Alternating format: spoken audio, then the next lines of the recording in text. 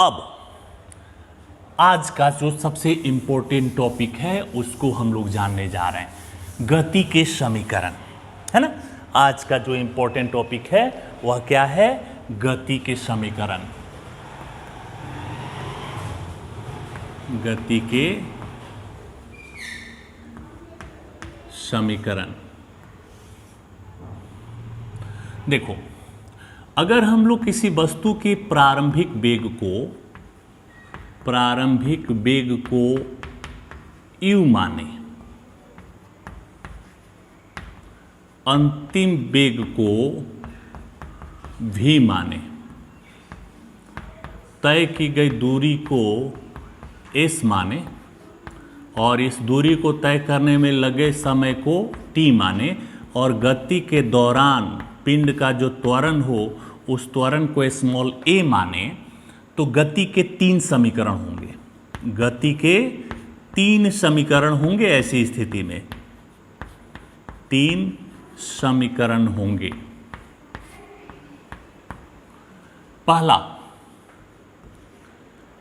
जिसे हम लोग गति का प्रथम समीकरण कहते हैं, v बराबर u प्लस ए टी।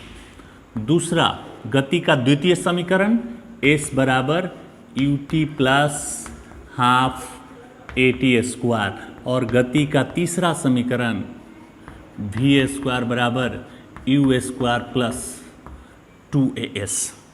तो ध्यान देना बच्चों, यदि कोई पिंड, चाहे इसका लैंग्वेज में क्या लिखोगे, मान लिया, जो हम बोल रहे हैं उसको रिटेन करना, मान लिया एक पिंड प्रारंभिक वेग u से गतिमान है और स्मॉल t समय के बाद उसका वेग v हो जाता है।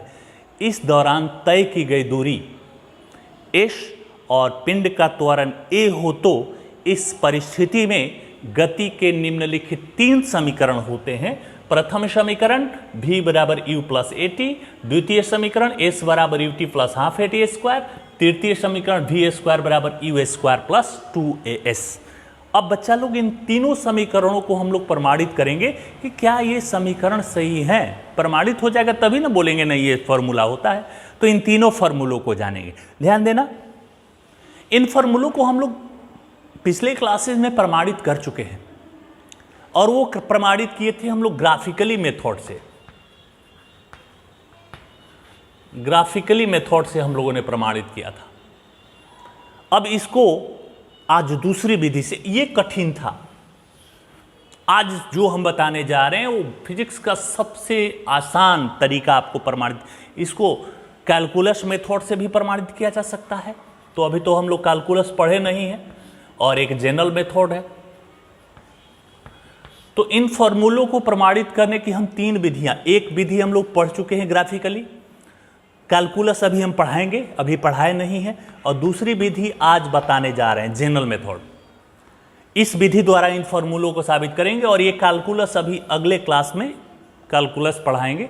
तो जब हम लोग कैलकुलस जान लेंगे तो इन फॉर्मूलों को बाई कैलकुलस भी प्रमाणित किया जा सकता है। तो चलिए इन फॉर्मूलों के प्रमाण पर चलें।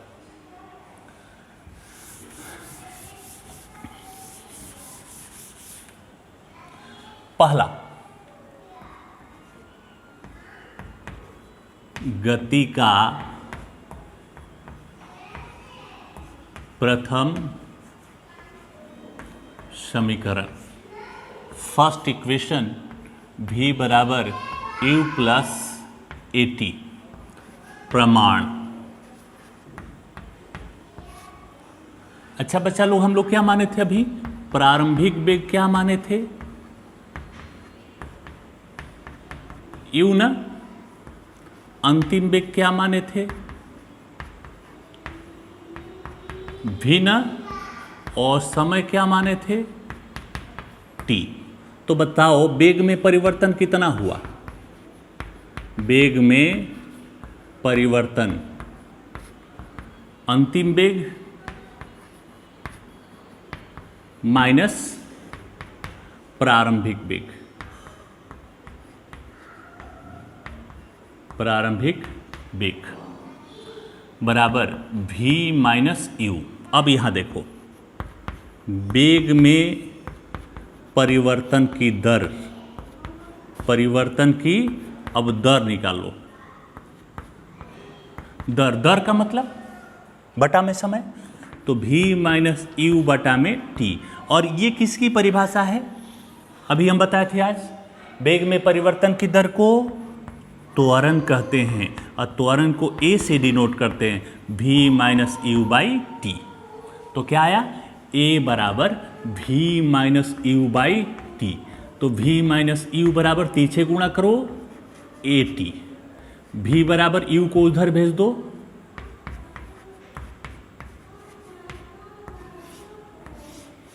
तो साबित हो गया ना। कितना आसानी से साबित हो गया, बाय डेफिनेशन हम लोगों ने इसको प्रमाणित कर ली, कहीं से कोई अतिरिक्त फार्मूले का हमें उपयोग नहीं करना पड़ा कि कोई वस्तु प्रारंभिक वेग यू से चल रहा था, टी समय बाद उसका वेग भी हो गया। तो बच्चा लोग वेग में परिवर्तन v माइनस यू, वेग में परिवर्तन की दर, दर मतलब बटा में समय कर दो, और वेग में परिवर्तन की दर को क्या कहा जाता है? त्वरण a, मतलब यह a हो जाएगा। तो a बराबर v minus you by T, तिरछे गुणा कर दो, u को उधर भेज दो, v बराबर u प्लस ए टी। आपके गति का फर्स्ट इक्वेशन प्रमाणित हो जाता है। अब दूसरे इक्वेशन पर आते हैं।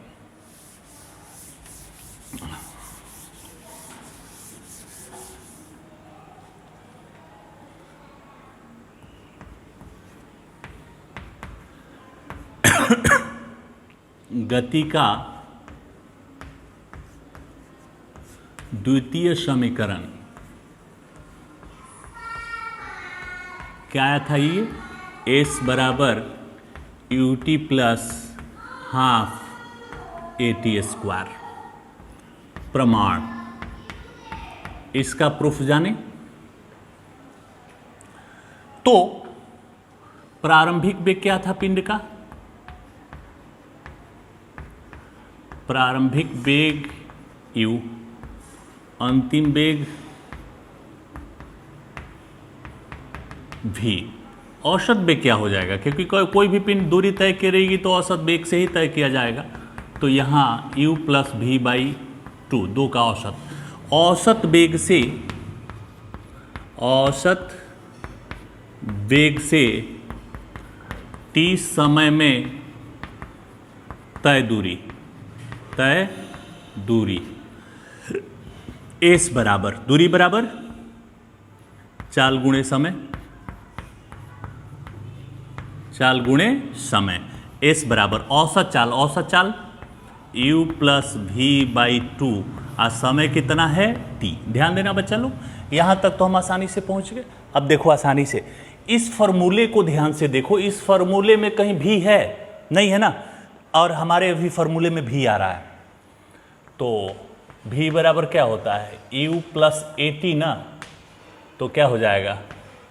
s बराबर u प्लस भी, u प्लस भी, भी का मान u plus A T by two into T तो है यहाँ। अब इसको सजा दो, आंसर आ जाएगा u plus U, two U A T by two into T, S बराबर to U T by two plus A T square by two. T से गुणा कर दो, ये दो से दो कट जाएगा, एस बराबर U T plus one by two A T square. ये गति का दूसरा समीकरण भी प्रमाणित हो जाता है। अब आते हैं अगले टॉपिक की तरफ, गति का तीसरा समीकरण।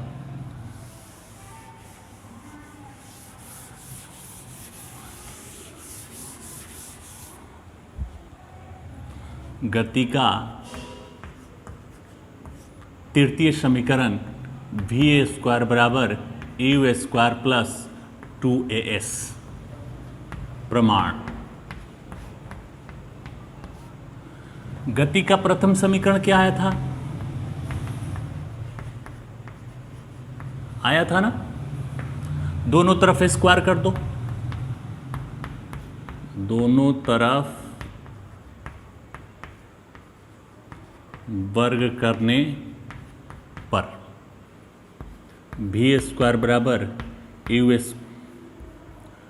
यू प्लस ए टी का होल स्क्वायर, बी स्क्वायर बराबर ए प्लस बी का होल स्क्वायर तोड़ो, u square plus a square t square plus 2u/AT, v square बराबर यू स्क्वायर, ये दोनों तो आ गया, ये दोनों तो आ गया। अब इन दोनों को हमें हल करना है ना, इन दोनों को हल करना है। तो एक काम करो,